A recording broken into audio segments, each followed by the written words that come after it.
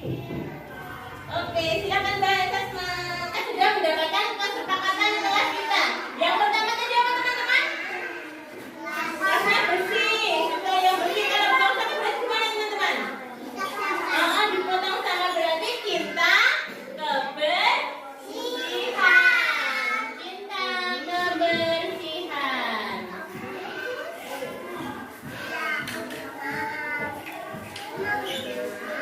Yang kedua, apa yang tadi? Saling sopan, saling menghormati, sopan santun dan saling menghormati. Nomor dua, sopan dan menghormati.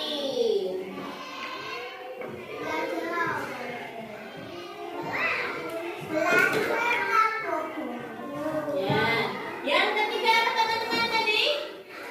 Kita saling menyayangi dengan temannya. Yang muda yang menyayangi yang tua menyayangi yang muda, saling menyayangi. Sama temannya tidak suka bertengkar, itu namanya saling menyayangi. Saling menyayangi. Nanti saling menyayangi.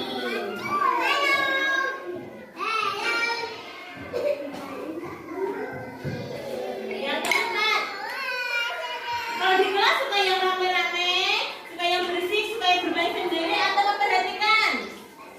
Kalau bu guru bicara teman-teman, diam memperhatikan. Tertib jika tanggung jawab. Hari ini pekerjaannya apa? Hari ini ngapain saja? Itu namanya tertib dan tanggung jawab.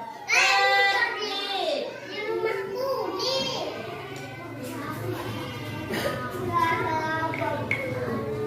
Yang terakhir, kita saling bekerja sama temannya, bertolong, saling bekerja sama, saling bekerja sama. Ya. Ayo kita baca bareng-bareng teman-teman. Kesepakatan kelas. Yang keras dong, diikuti bu guru. Ayo semuanya mengikuti. Kesepakatan kelas. Satu, cinta kebersihan. Dua, sopan dan menghormati. Tiga, saling menyayangi. Empat, tertib. Lima, kerjasama. Ini adalah kesepakatan kelas kita. Kita harus saling menjaga kebersihan biar kelasnya bersih. Sopan dan santun sama teman, saling menyayangi, tertib dan tanggung jawab di kelas. Yang terakhir saling kerja sama. Terima kasih teman.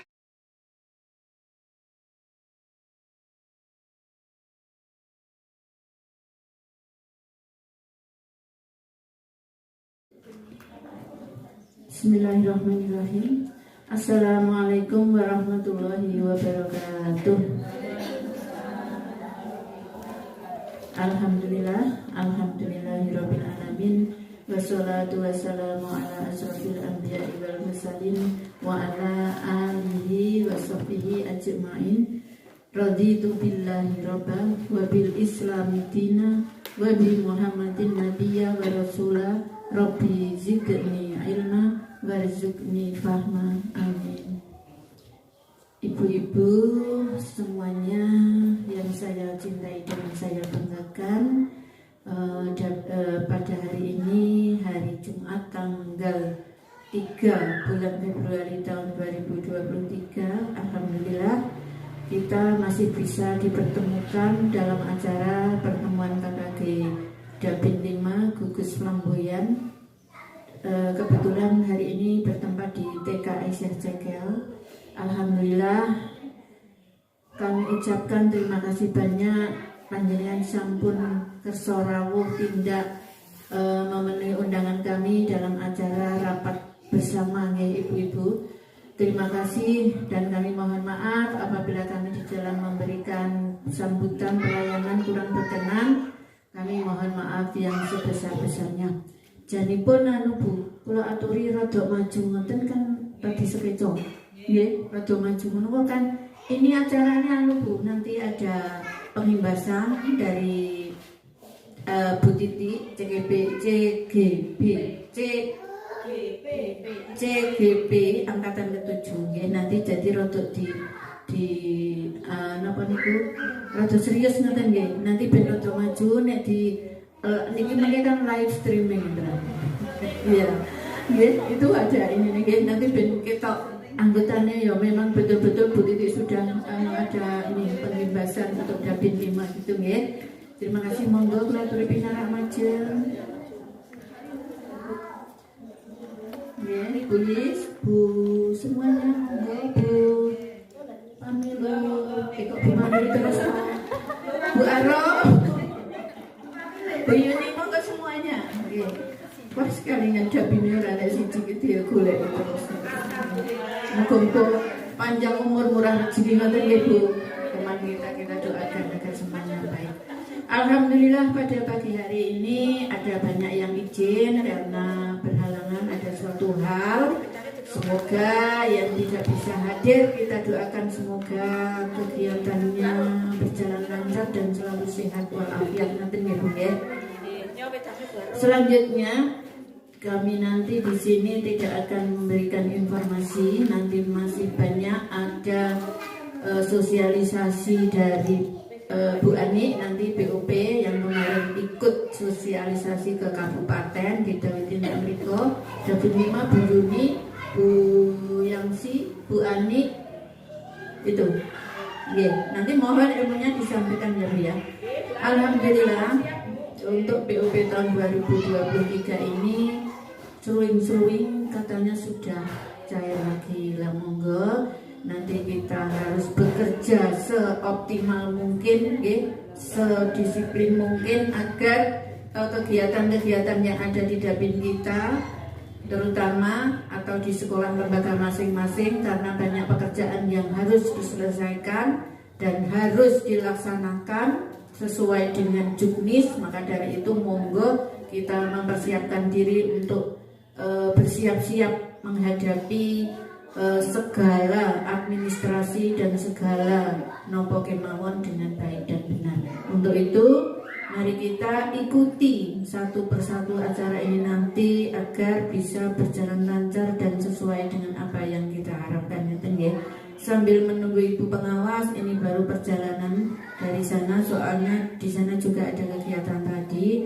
Kita disuruh memulai kegiatan dulu, nanti Bu pengawas nyusul ngeten. Monggo kali diunjuk dirahapi napa sakwontenipun, santai dan serius ngeten nggih. Serius ning ya santai ngeten. Nggih.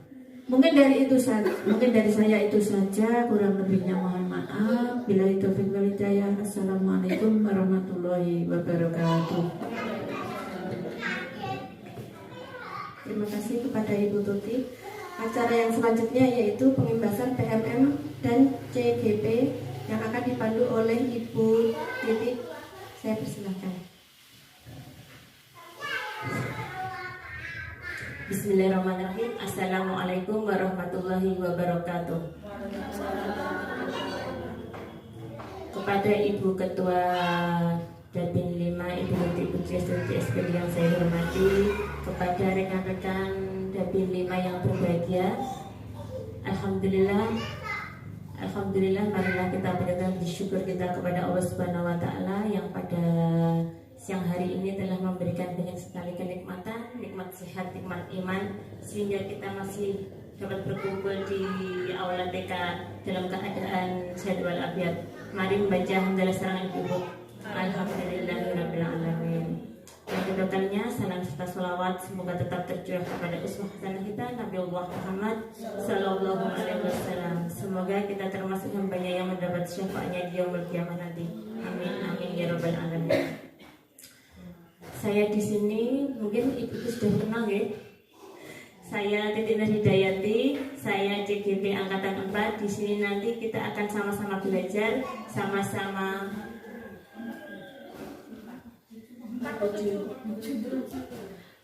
angkatan ke-7 ya. Saya angkatan ke-7 Bu. Tadi kapan nih? Saya CGP Angkatan ke-7 dari Kabupaten Karanganyar. Pada kesempatan hari ini mohon meluangkan waktunya Ibu. Saya akan mengimbaskan dari modul 1, modul yang sudah saya pelajari selama kurang lebih 2 bulan. Nanti saya akan sharing sama ibu-ibu, kita sama berbagi kan ya. Terima kasih atas kerawuhanipun. Saya di sini nanti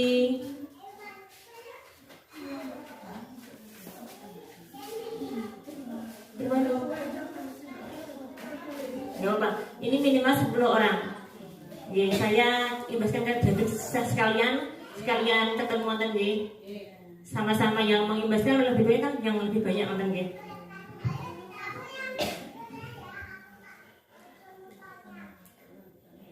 Di sini saya difasilitasi oleh Bapak Asmuni dan pengajar praktek saya dari Bapak Suwandi. Ini tentang pembahasan modul 1.4 penerapan budaya positif.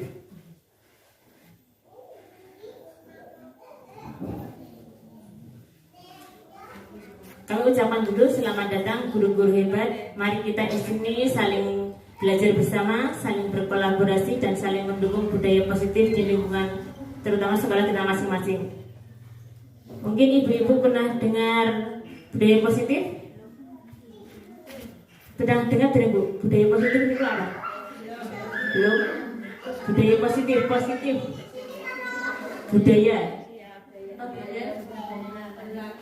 budaya yang baik, ya berlaku baik ya. Yang positif, yang baik-baik.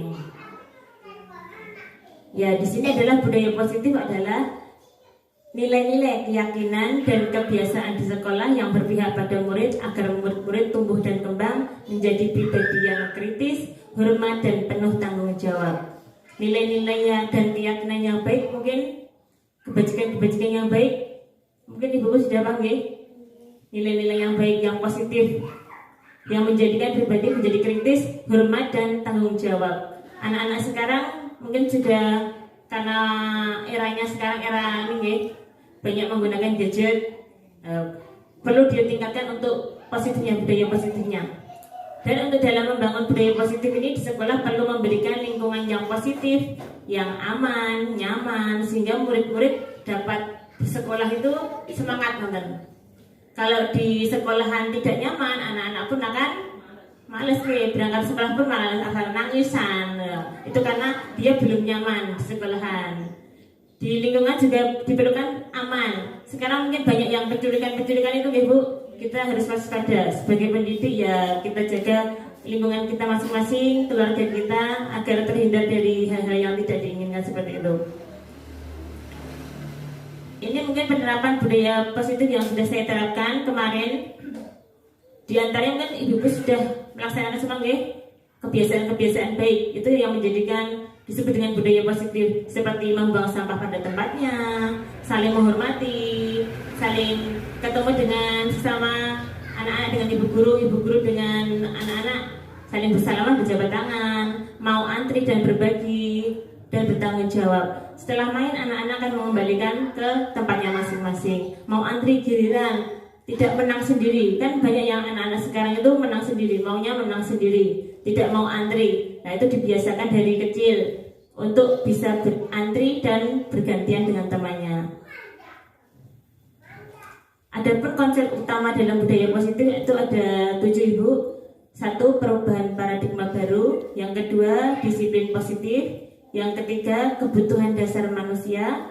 Yang keempat, motivasi perilaku manusia. Yang kelima, posisi kontrol restitusi. Yang keenam, keyakinan kelas. Dan yang ketujuh, segitiga restitusi. Nanti kita akan bahas satu persatu.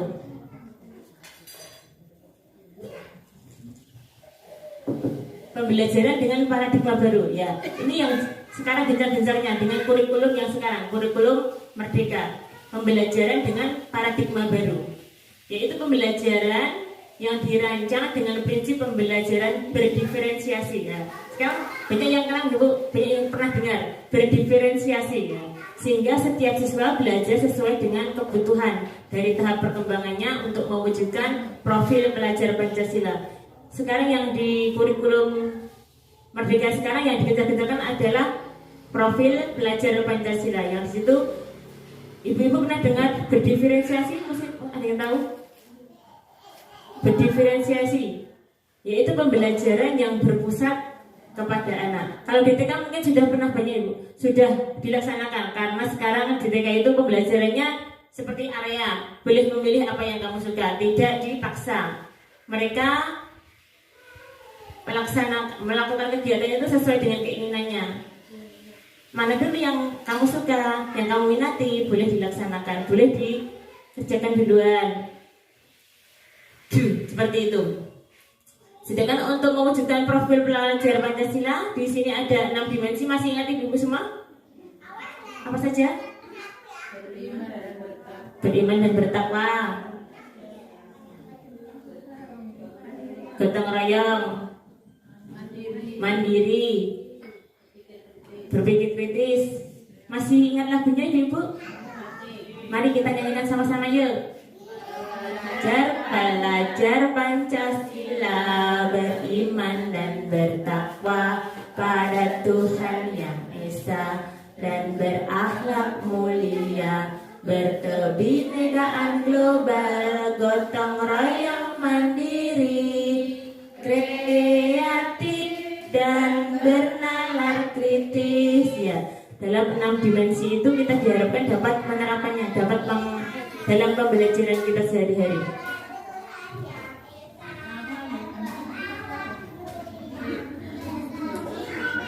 Di sini disiplin positif.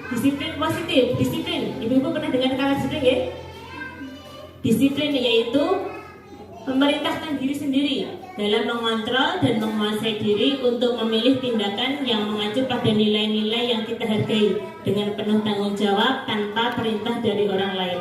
Yang ada dalam diri sendiri, yang mendorong kita sendiri, itu dinamakan disiplin. Kalau masih ada perintah dari orang lain, itu berarti belum dikatakan disiplin. Disiplin di sini yang memerintahkan adalah diri sendiri kita, dari diri sendiri.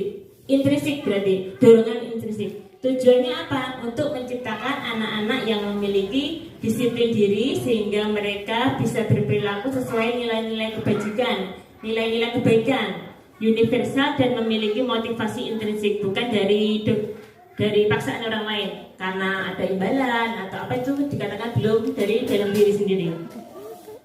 Disiplin positif. Kalau disiplin positif merupakan salah satu cara menerapkan disiplin yang bertujuan untuk menumbuhkan kesadaran serta memberdayakan anak untuk melakukan sesuatu tanpa sogokan tadi, dari dalam diri sendiri, bukan ada paksaan atau sogokan dari orang lain atau ibu gurunya mungkin. Itu dikatakan adalah disiplin positif. Sedangkan untuk kebutuhan dasar manusia itu ada 5 ibu, dan 5-5-nya itu ingin berhasil harus dimiliki semuanya, harus terpenuhi semuanya seperti itu. Yang pertama yaitu kebutuhan untuk bertahan hidup. Mungkin ini kebutuhan pokok kita, kebutuhan sandang, pangan, papan, makan, pangan, papan, itu adalah kebutuhan untuk bertahan hidup, kebutuhan pokok. Anak-anak membutuhkan ya kebutuhan semua itu. Yang kedua, cinta dan kasih sayang. Anak-anak itu membutuhkan kasih sayang ibu. Di sekolah pun sama, dia butuh dikasih sayang yang orang gurunya. Dia akan lebih semangat kalau diperhatikan, disayangi. Itu ada kebutuhan anak-anak juga. Yang ketiga yaitu kebebasan. Mereka anak-anak itu membutuhkan kebebasan bu, kebebasan untuk bertindak. Boleh memilih apa yang dia suka. Itu namanya kebebasan. Kebebasan memilih tanpa ada paksaan. Dan yang keempat adalah kesenangan. Anak-anak itu kodratnya adalah bermain. Dia suka bermain, belajar sambil bermain. Nah, itu adalah kesenangan. Dia bahagia. Dan yang kelima adalah kekuasaan, power. Anak-anak itu merasa menang sendiri. Nah, itu adalah memang dalam dirinya kebutuhan dasarnya. Sebagai pendidik kita harus menuntunnya agar tidak melukai yang lainnya. Kekuasaannya tidak melukai yang lain, seperti itu. Harus dikontrol. Guru adalah menuntut dan mengontrolnya agar anak-anak dapat di jalan yang lurus. Yang selanjutnya yaitu motivasi perilaku manusia. Di sini motivasi mungkin kita tahu ya bu, dorongan seseorang. dorongan seseorang untuk melakukan tindakan. Nah, itu dinamakan motivasi.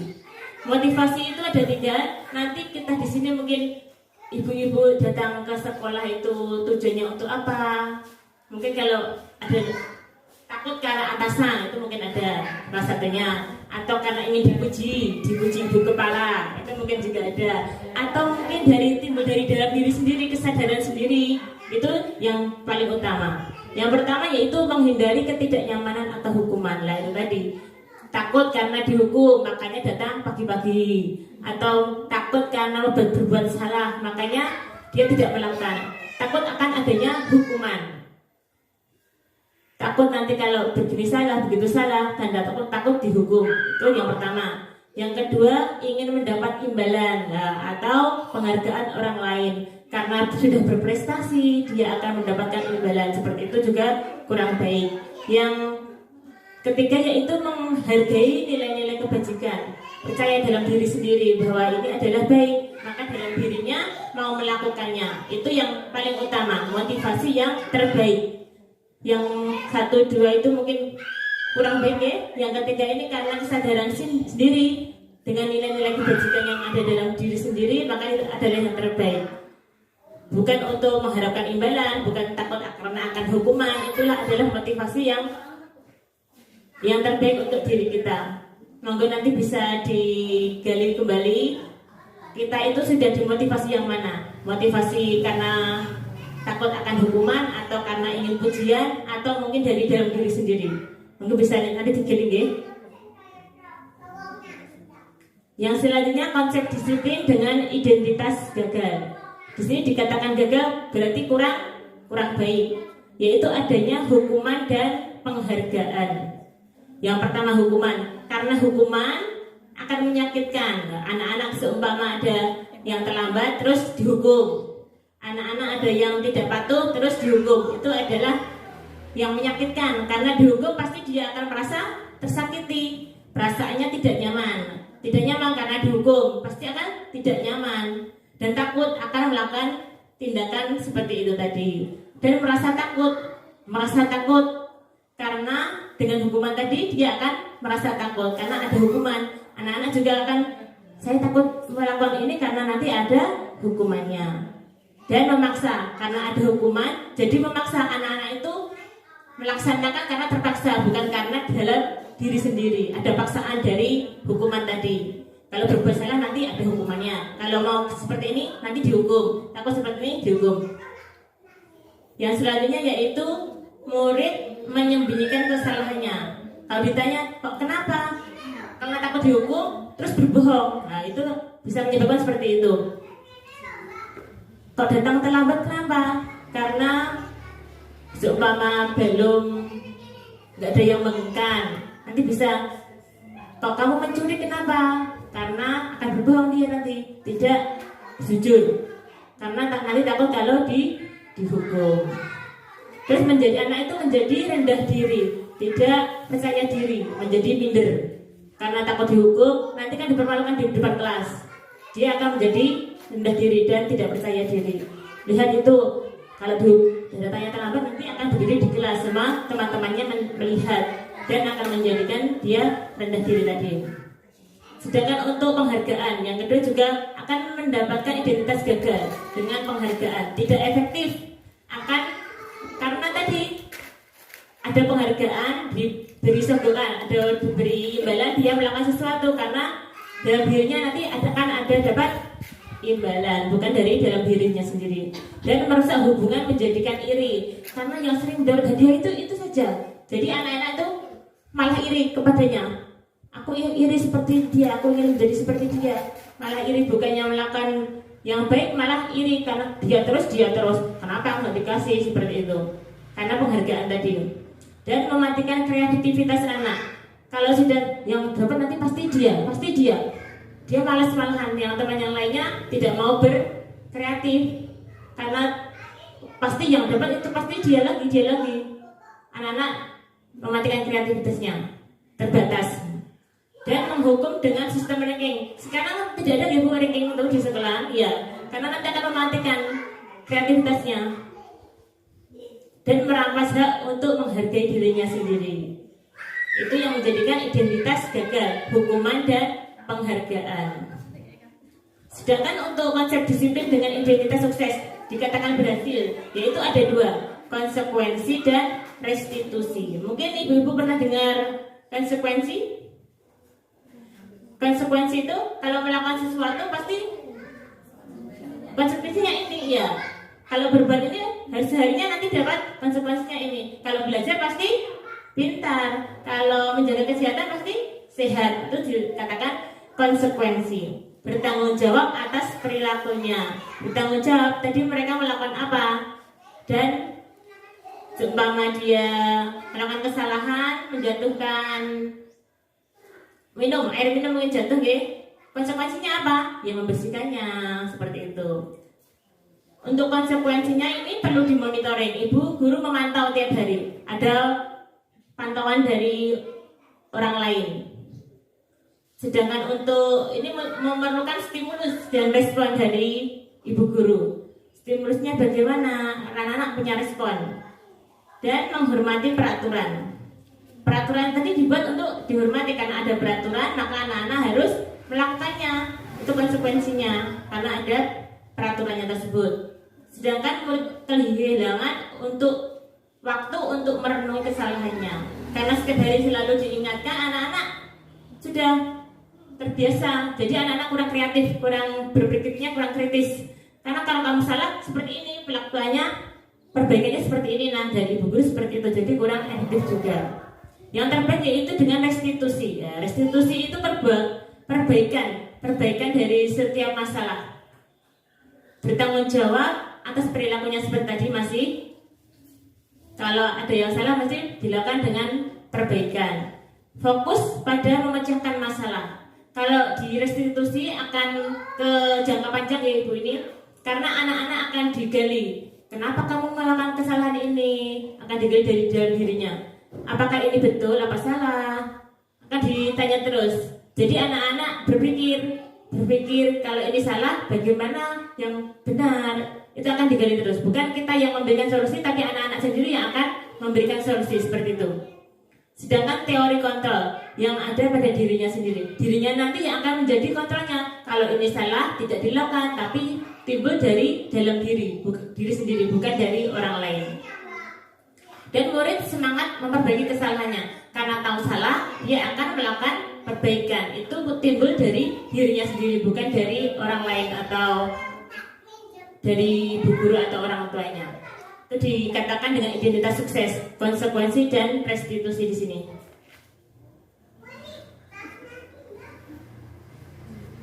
Sedangkan konsep disiplin pendekatan restitusi. Ya, ini tadi, restitusi. Restitusi adalah proses menciptakan kondisi bagi murid untuk memperbaiki kesalahannya sehingga mereka tidak kembali ke kelompok mereka dengan karakter yang lebih kuat. Dan sini dia akan memperbaiki dirinya untuk lebih baik lagi sehingga mereka bisa kembali ke kelompoknya, akan diterima kembali di kelompoknya dengan karakter yang lebih kuat. Itu dari Gosen 2014. Dikatakan ciri-ciri restitusi itu yaitu satu, bukan menebus kesalahan tetapi belajar dari kesalahan. Karena dia tadi sudah berbuat salah, dia tahu bagaimana untuk mengatasinya.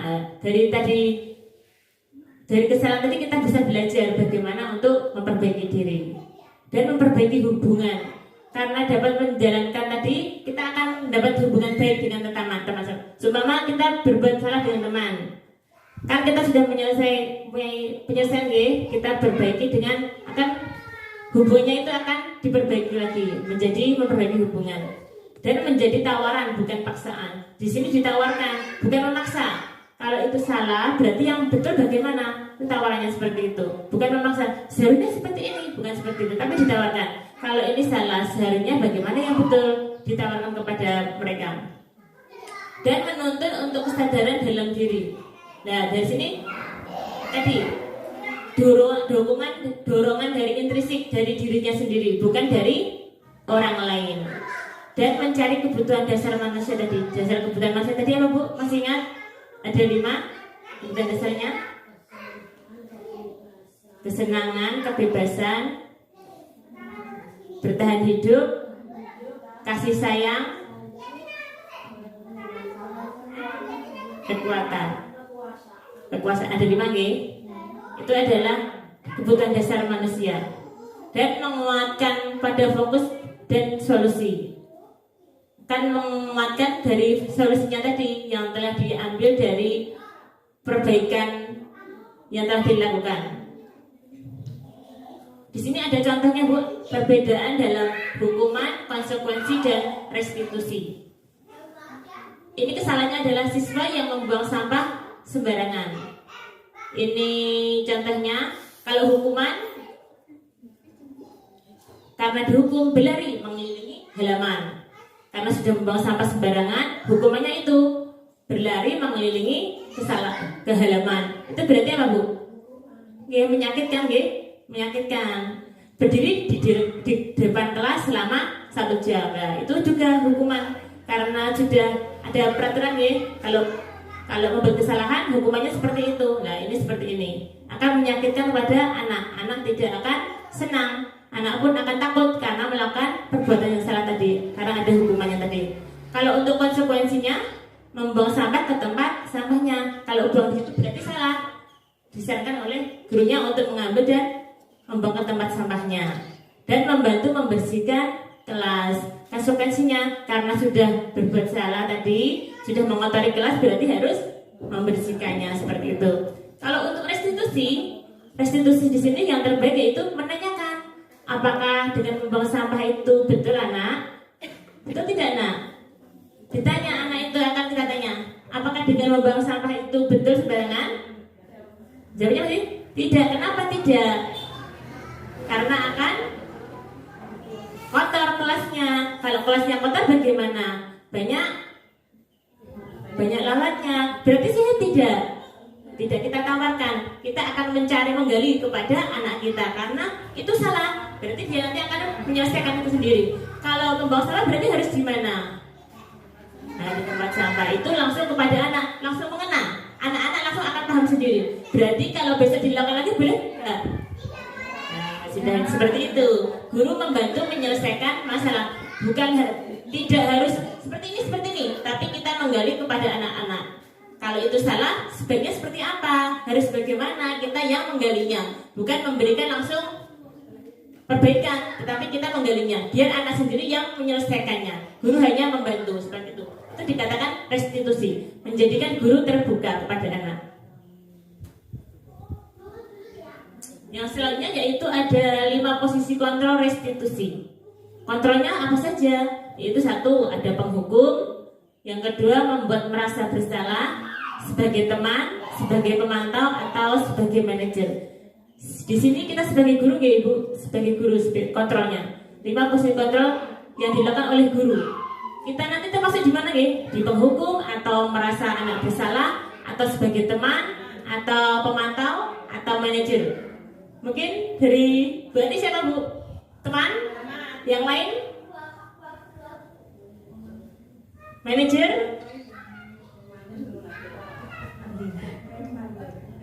Ya kita akan belajar satu-satu. Untuk contoh penerapannya. Contoh penerapan 5 posisi kontrol restitusi. Di sini siswa terlambat datang ke sekolah. Ada siswa yang terlambat, apa yang kita lakukan? Di sini ada penghukum, membuat merasa bersalah sebagai teman, sebagai pemantau atau sebagai manajer. Yang pertama penghukum. Sudah ada peraturan, patuhi aturan di kelas. Berdiri di sana di depan kelas. Itu adalah penghukum, ya. Karena peraturannya seperti itu. Kalau datang terlambat berarti anak-anak harus berdiri di depan kelas. Menyakitkan tidak Bu? Menyakitkan. Anak-anak pun juga tersakiti dia. Karena tadi kebutuhannya tadi apa? Kesenangan. Dia butuh senang, bukan untuk disakiti. Dia butuh disayangi. Oke Bu.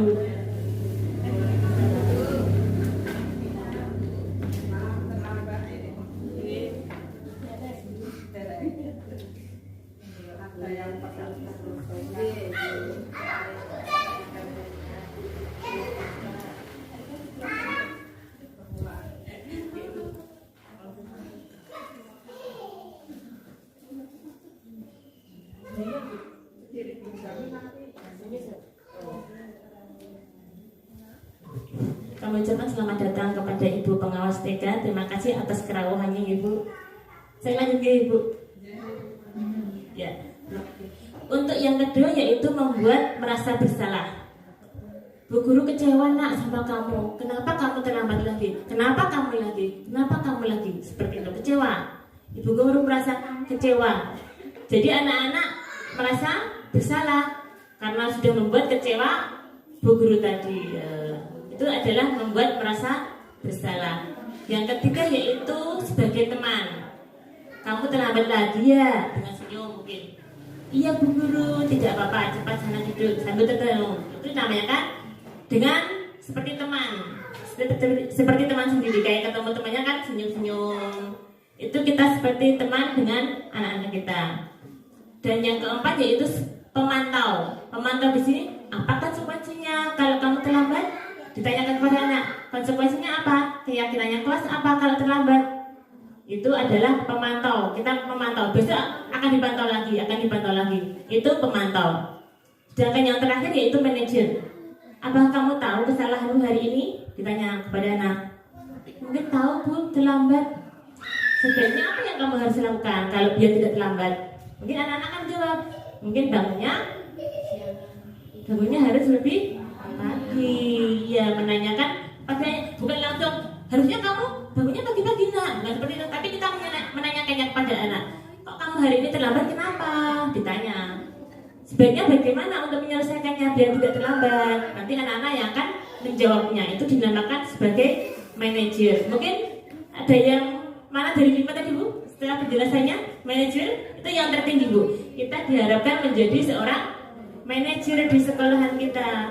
Bukan hanya pemantau. Kalau pemantau itu perlu ada pantauan berikutnya, tindakan berikutnya. Kalau sudah manajer kita akan fokus akan lebih baik lagi.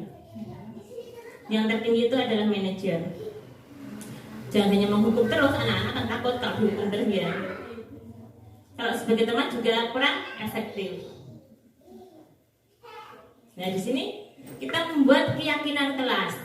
Keyakinan kelas mungkin kalau kita sudah biasanya kenal dengan peraturan ya. Kalau ini keyakinan kelas. Keyakinan kelas itu adalah sesuatu yang diyakini bersama di kelas itu, di lingkup yang terkecil dulu, di kelas tersebut, yang berasal dari pernyataan pikiran untuk menjadi nilai-nilai kebaikan untuk diturunkan, dilaksanakan di kelasnya itu. Kita buat dengan anak kita bu.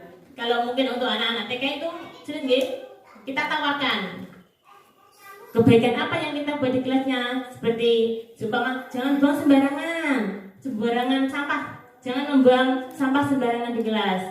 Terus jangan coret-coret, itu nanti bisa dimasukkan dengan keyakinan kelasnya adalah cinta kebersihan. Kalimat-kalimat yang positif.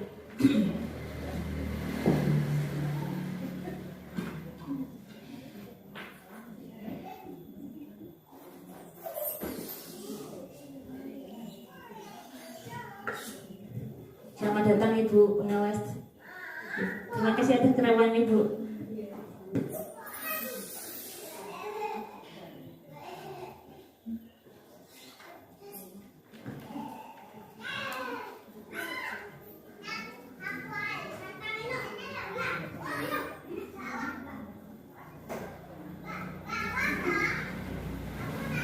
Yang selanjutnya yaitu bagaimana pembentukan keyakinan kelas.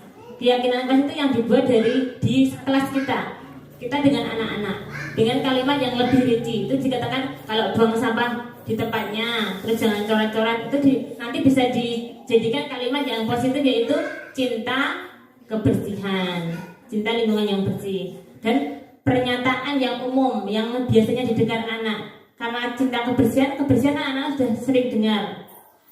Kalimat-kalimat pernyataan yang umum, yang mudah dipahami. Dan dibentuk dalam kata atau kalimat positif. Kalimatnya positif karena seperti cinta kebersihan, bukan yang negatif. Dan tidak terlalu banyak, jangan terlalu banyak bu. Sedikit tapi pasti dilakukan di kelas. Kayak kemarin saya buat keyakinan di kelas itu cinta lingkungan, tanggung jawab, saling menghormati, dan saling menyayangi. Seperti itu.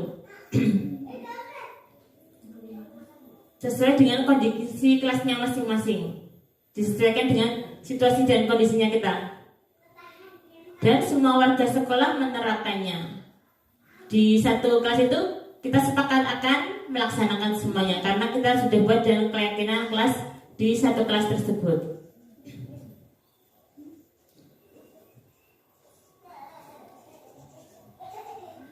Yang terakhir itu segitiga restitusi.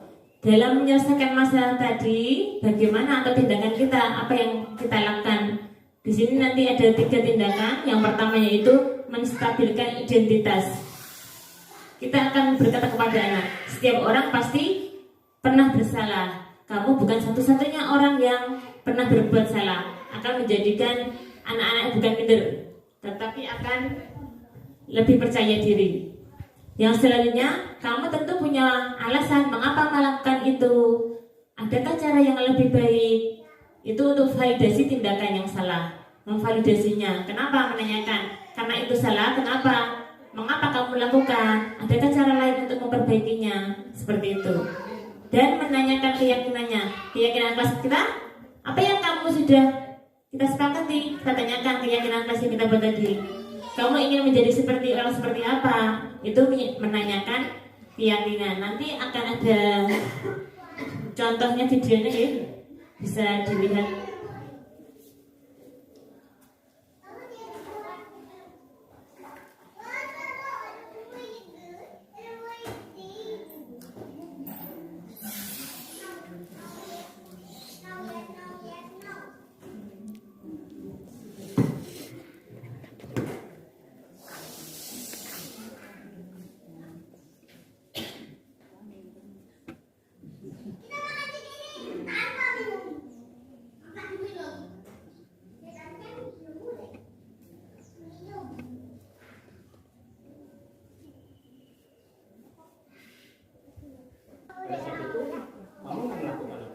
Ya saya langsung ngatain Eka Pak. So banget, saya bentak-bentak dia depan teman-teman lain. Oh begitu. Pasti kamu melakukan seperti itu karena suatu alasan tertentu kan? Iyalah, masa saya diam saja Pak? Ya saya bela diri lah. Masa saya dituduh tukang fitnah? Ya wajar lah. Mempertahankan harga diri itu sesuatu yang penting buat kamu. Untung kamu tidak bertindak lebih gegabah lagi, hanya membentak-bentak. Iya Pak. Untung saya masih bersabar dan hanya membentak saja. Sudah gemes padahal. Saya pasti bela diri lah. Ya pasti ya. Tapi kamu memilih untuk tetap bertahan dan bersabar. Kamu memilih untuk tidak berbuat lebih parah lagi gitu. Nah, sekarang coba kita lihat lagi tindakan kamu yang bentak-bentak Eka di kelas. Tindakan kamu itu kira-kira sesuai dengan keyakinan atau prinsip kamu tidak? Enggak lah Pak. Capek Pak, dia marah. Jadi keyakinan atau prinsip mana yang kurang sesuai dengan keinginan kamu? Ya, saya sebenarnya sangat menghargai orang lain. Mungkin saat itu saya menjadi emosi. Jadi tidak bersikap itu. Kamu meyakini tidak? Menghargai orang lain itu penting buat kamu. Yakinlah Pak. Iya, setuju. Kita harus saling menghargai. Namun ada juga keyakinan yang kita sepakati yang perlu kita jalankan apabila kita sedang marah, bukan? Ya, saya bisa lebih proaktif. Mulai dengan diri sendiri. Saya bisa jadi lebih sabar, mengambil adegan berpikir, Kira-kira kamu bersedia memperbaiki masalah ini tidak? sedia Pak. Kalau kamu memperbaiki masalah ini, kamu akan menjadi orang seperti apa? Saya akan menjadi orang yang bertanggung jawab kali ya Pak. Dan senantiasa proaktif. Iya, menurut kamu bagaimana rasanya menjadi orang seperti itu? Ya nyaman lah, bangga bisa bersahabat dan berpikir. Baiklah kalau begitu. Yuk kita pikirkan bagaimana memperbaiki masalah ini.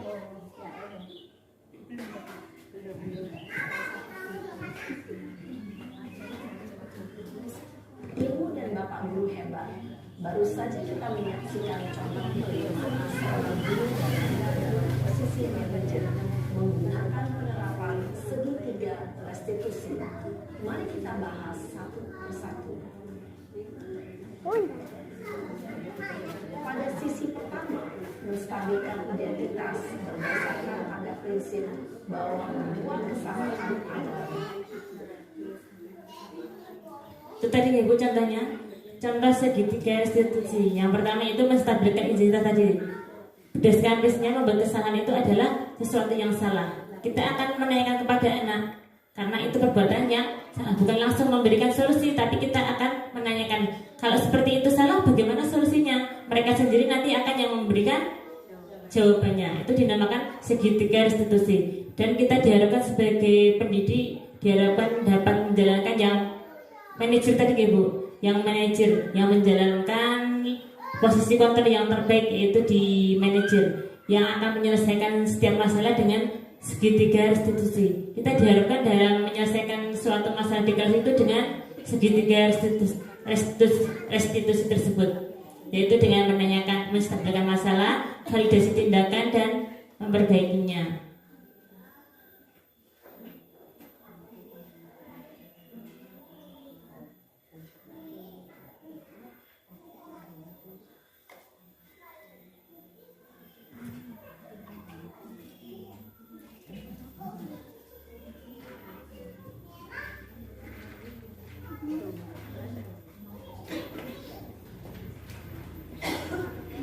Dan untuk refleksi kita hari ini, mungkin nanti ada ibu-ibu yang bisa berkesempatan untuk memberikan refleksinya ya.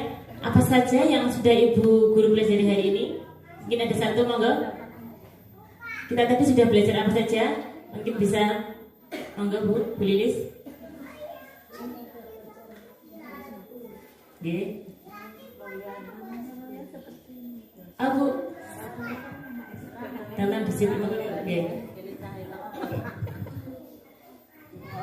Untuk refleksi hari ini, kita sudah belajar apa saja hari ini dari yang telah saya sampaikan? Ya, tadi kita sudah belajar banyak dari yang Ibu sampaikan tadi. Terutama kita sebagai guru sebaiknya bisa menjadi seorang manajer, terutama di dalam menghadapi anak-anak. Kemudian juga kita lakukan supaya kita bisa membuat keyakinan kelas, sehingga anak-anak nanti akan terbiasa untuk menyelesaikan masalah, tidak selalu harus ditinjau oleh gurunya atau tidak selalu dicarikan solusi langsung oleh gurunya, tapi mereka juga menjadi bagian dari solusi itu. Kemudian yang akan kami lakukan menjadi seorang guru, insyaallah kita hari ini menjadi terbuka untuk bisa menjadi lebih baik, terutama menjadi guru yang bisa menjadi manajer. Demikian. Super sekali, hebat. Terima kasih. Tepuk tangannya buat Bu Lilis. Yang kami harapkan semua ibu guru akan menerapkan yang manajer Ibu dengan melaksanakan restitusi segitiga restitusi tersebut. Anak akan menyelesaikan masalahnya sendiri. Kita sebagai pendidik akan membimbingnya, menuntun ke yang terbaik seperti itu. Mungkin ada yang lagi tambahan? Saya akan menjadi guru yang seperti apa setelah mempelajarinya? Yang belakang monggo, ada yang mau memberikan refleksinya hari ini? Ada tidak Bu? Cukup? Terima kasih. Terima kasih dari saya, kurang lebihnya mungkin banyak sekali kekurangannya. Kami juga di sini sebagai manusia biasa Ibu, kami juga mohon maaf yang sebesar-besarnya. Terima kasih saya ucapkan. Demikian akhirul kalam. Wassalamualaikum warahmatullahi wabarakatuh.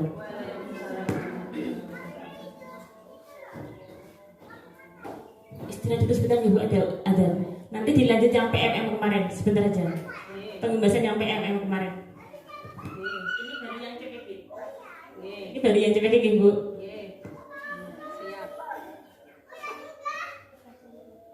Ibu sudah siapkan apa Ibu? Masih ingat? Masih. Bisa dibuka? Nanti bisa. Ada yang sudah buat aksi nyata Ibu? Ratmini ya? Yang lain? Belum, baru modul-modul Bu. Oleh sebab itu, kamu melakukan apa? Ya saya langsung ngatain Eka apa?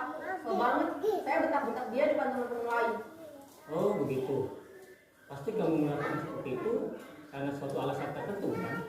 Iyalah, masa saya diam saja Pak? Ya saya bela diri lah. Masa saya dituduh tukang fitnah? ya wajar lah. Mempertahankan harga diri itu sesuatu yang penting buat kamu. Untung kamu tidak bertindak lebih gegabah lagi, hanya membentak-bentak. Iya Pak, untung saya masih bersabar dan hanya membentak saja. Sudah gemes padahal, saya pasti bela diri lah. Ya pasti ya, tapi kamu memilih untuk tetap bertahan dan bersabar. Kamu memilih untuk tidak berbuat lebih parah lagi ya? Nah, sekarang coba kita lihat lagi tindakan kamu yang bentak-bentak Eka di kelas. Tindakan kamu itu kira-kira sesuai dengan keyakinan kelas atau prinsip kamu tidak? Enggak lah Pak, capek Pak, marah. Jadi keyakinan atau prinsip mana yang kurang sesuai dengan keinginan kamu? Ya, saya sebenarnya sangat menghargai orang lain. Mungkin saat itu saya menjadi emosi, jadi tidak melakukan sikap itu. Kamu meyakini tidak? Menghargai orang lain itu penting buat kamu. Yakinlah Pak. Iya, setuju. Kita harus saling menghargai. Namun ada juga keyakinan yang kita sepakati yang perlu kita jalankan apabila kita sedang marah. Kan? Ya, saya bisa lebih proaktif, mulai dengan diri sendiri. Saya bisa jadi lebih sabar, mengambil adegan berpikir, melakukan hal. Kira-kira kamu bersedia memperbaiki masalah ini tidak? Sedia Pak. Kalau kamu memperbaiki masalah ini, kamu akan menjadi orang seperti apa? Saya akan menjadi orang yang bertanggung jawab kali ya Pak. Dan senantiasa proaktif. Iya, menurut kamu bagaimana rasanya menjadi orang seperti itu? Ya nyaman lah, bangga bisa bersahabat dan komunikasi. Baiklah kalau begitu. Yuk kita pikirkan bagaimana memperbaiki masalah ini.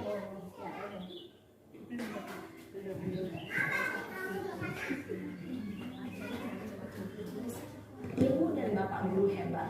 Baru saja kita menyaksikan contoh bagaimana seorang guru dan anak dalam posisi manajer menggunakan penerapan segitiga restitusi.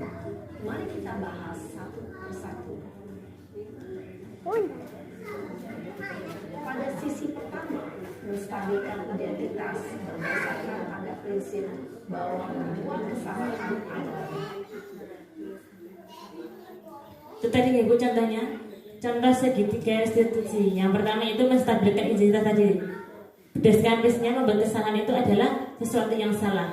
Kita akan menanyakan kepada anak karena itu perbuatan yang bukan langsung memberikan solusi, tapi kita akan menanyakan kalau seperti itu salah bagaimana solusinya. Mereka sendiri nanti akan yang memberikan jawabannya. Itu dinamakan segitiga restitusi. Dan kita diharapkan sebagai pendidik diharapkan dapat menjalankan yang manajer tadi ya Bu, yang manajer yang menjalankan posisi kontrol yang terbaik yaitu di manajer yang akan menyelesaikan setiap masalah dengan segitiga restitusi. Kita diharapkan dalam menyelesaikan suatu masalah di kelas itu dengan segitiga restitusi tersebut, yaitu dengan menanyakan, menstabilkan masalah, validasi tindakan dan memperbaikinya.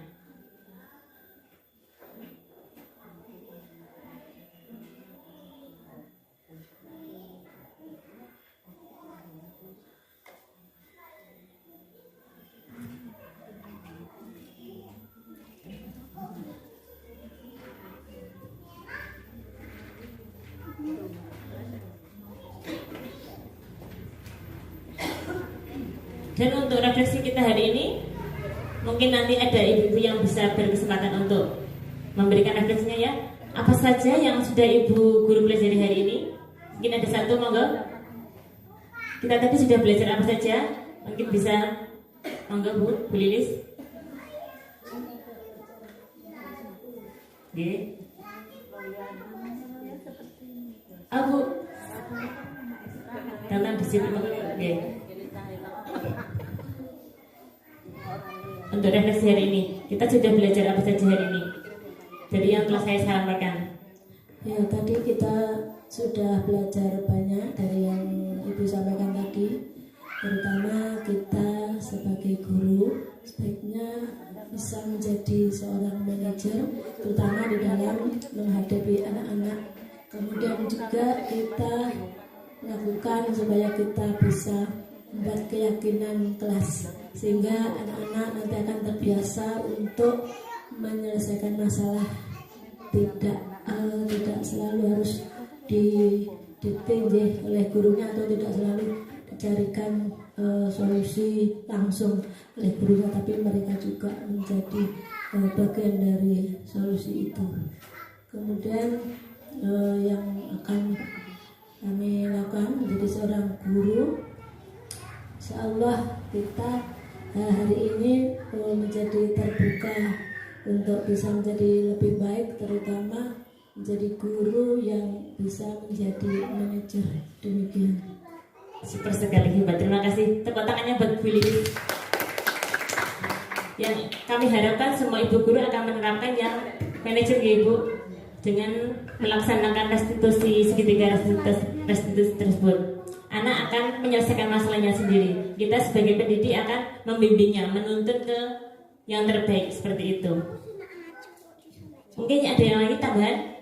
Saya akan menjadi guru yang seperti apa setelah mempelajarinya? Yang belakang monggo, ada yang mau memberikan refleksinya hari ini? Ada tidak Bu? Cukup? Terima kasih. Terima kasih dari saya, kurang lebihnya mungkin banyak sekali kekurangannya. Kami juga di sini sebagai manusia biasa ya Ibu, kami juga mohon maaf yang sebesar-besarnya. Terima kasih saya ucapkan. Demikian akhirul kalam. Wassalamualaikum warahmatullahi wabarakatuh. Assalamualaikum warahmatullahi wabarakatuh. Saya Nur Soleka. Saya teman dari Ibu Titi. Menurut saya pembelajaran yang dilakukan Ibu Titi di kelas itu sangat inovatif, kreatif, dan membuat anak sangat senang melakukan pembelajaran di kelas. Terima kasih. Wassalamualaikum warahmatullahi wabarakatuh.